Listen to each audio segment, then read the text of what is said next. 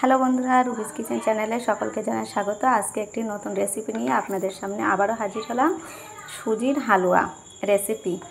আশা করছি আপনারা আমার রেসিপিটি প্রথম থেকে শেষ পর্যন্ত দেখতে থাকবেন আর সাবস্ক্রাইব করবেন, লাইক করবেন আর কমেন্ট করে জানাবেন আমার রেসিপিটি কেমন হয়েছে। এটি দেখতে যতটা সুন্দর, খেতেও কিন্তু ততটাই সুন্দর।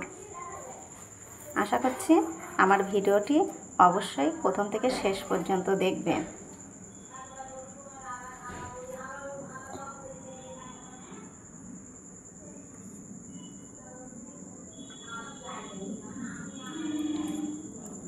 চলুন তাহলে রেসিপিটি শুরু করা যাক।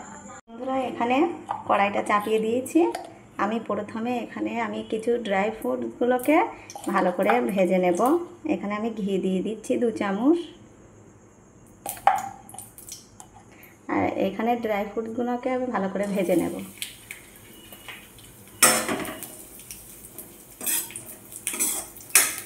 এখানে আমি কিশমিশ আর কাজু বাদাম দিয়েছি।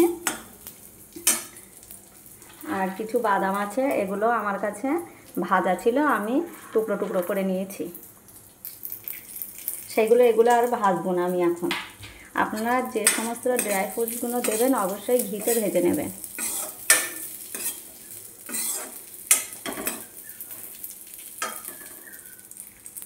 বন্ধুরা, এখানে আমার ড্রাই ফ্রুটগুলো ভাজা হয়ে গিয়েছে, তুলে নিয়েছি। বন্ধুরা, আমি অল্প পরিমাণে এখানে ঘি দিয়ে দিচ্ছি। ঘিটা আমি গলিয়ে নিয়েছি। নিয়ে একটু গরম হয়ে গেলে চিনিটা দিয়ে দেব। বন্ধুরা, এখানে আমি চিনি নিয়েছি। ঘিয়ের ভিতরে চিনিটা দিয়ে দিয়েছি। বন্ধুরা, আমি এখানে যতটা সুজি নেব ঠিক ততটাই আমি এখানে চিনি নিয়েছি। এই কাপের হাফ কাপ আমি নেব সুজি, সেই জন্য আমি হাফ কাপই চিনিটা দিয়েছি। আপনারা যে যেমন মিষ্টি খেতে ইচ্ছুক একটু কমিয়ে বাড়িয়ে দিলেও হবে। এখন আমি চিনিটা ভালো করে গলিয়ে নেব।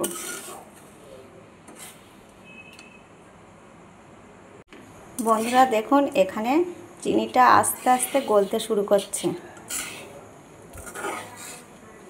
আর অবশ্যই আপনারা গ্যাসের ফ্লেমটা কম করেই রাখবেন, না হলে হঠাৎ করে পুড়ে যেতে পারে। বন্ধুরা, এখানে চিনিটা আমার গলে গিয়েছে। এখন আমি 1 মগ দুধ ঢেলে দেব।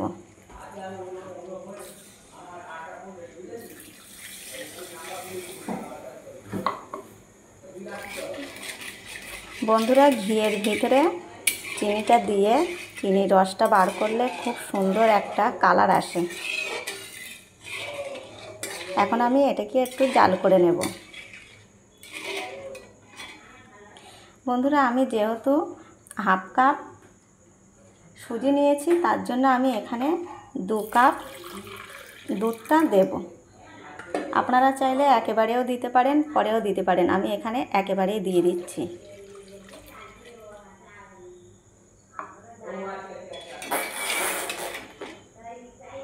বন্ধুরা, এখানে আমার দুধ জাল করাটা একদম রেডি হয়ে গিয়েছে। এখন আমি নামিয়ে পাশে রেখে দেব।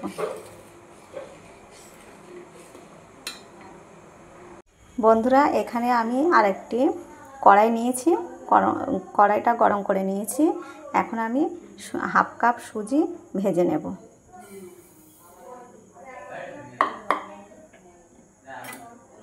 ভাজার সময় অবশ্যই গ্যাসের ফ্লেমটা লোতে রেখে আস্তে আস্তে ভেজে নিতে হবে, যেন নিচেই পুড়ে না যায়, লক্ষ্য রাখতে হবে।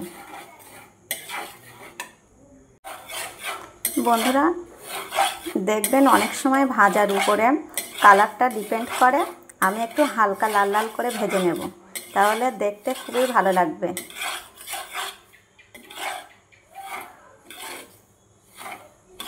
কিছুক্ষণ আমি এইভাবে নাড়াচাড়া করে ভেজে নেব, হয়তো একটু সময় লাগবে।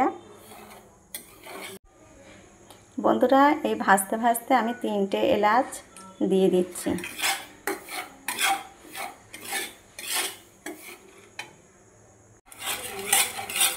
বন্ধুরা দেখুন, এখানে আস্তে আস্তে সুজির কালারটা চেঞ্জ হয়ে আসছে। এই অবস্থা আমি একটু ঘি দিয়ে দিচ্ছি, দিয়ে ঘিয়ের সঙ্গে ভালোভাবে নাড়াচাড়া করে নেব।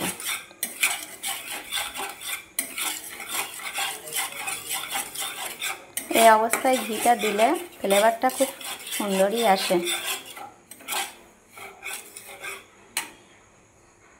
বন্ধুরা, এখানে আমার সুজিটা একদম পারফেক্ট ভাজা হয়ে গিয়েছে।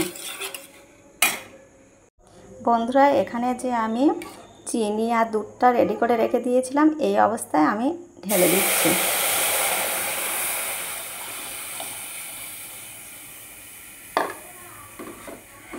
দিয়ে ভালোভাবে নাড়াচাড়া করে নেব।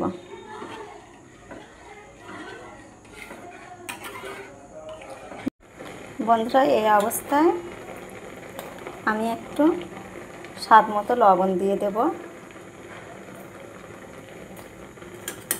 দিয়ে সুজির ভিতরে ভালোভাবে নাড়াচাড়া করে নেব।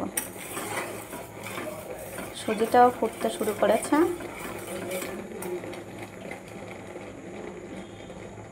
বন্ধুরা, এই অবস্থায় আমি ড্রাই ফ্রুটসগুলোকে দিয়ে দিচ্ছি, দিয়ে ভালোভাবে সুজির সঙ্গে নাড়াচাড়া করে নেব।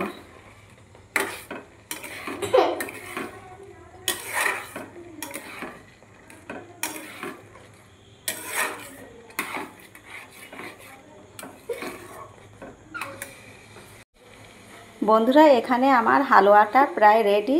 এখন উপর থেকে একটু ঘি দিয়ে দিচ্ছি, দিয়ে আবারও ভালোভাবে নাড়াচাড়া করে নেব।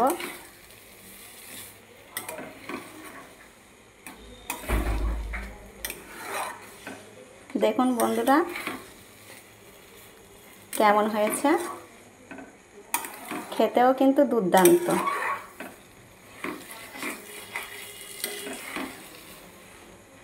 এইভাবে আস্তে আস্তে নাড়তে নাড়তে দেখবেন একদম ঘন হয়ে আসছে।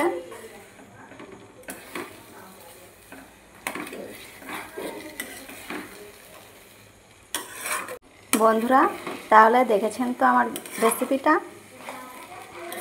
বারবার করে অনুরোধ করছি, অবশ্যই আমার চ্যানেলটিকে সাবস্ক্রাইব করবেন, লাইক করবেন আর কমেন্ট করে জানাবেন আমার রেসিপিটা কেমন হয়েছে। এখন পারফেক্ট আমার সুজির হালুয়াটা রেডি হয়ে গিয়েছে। এটা যত ঠান্ডা হবে তত ঝুরঝুরে হবে।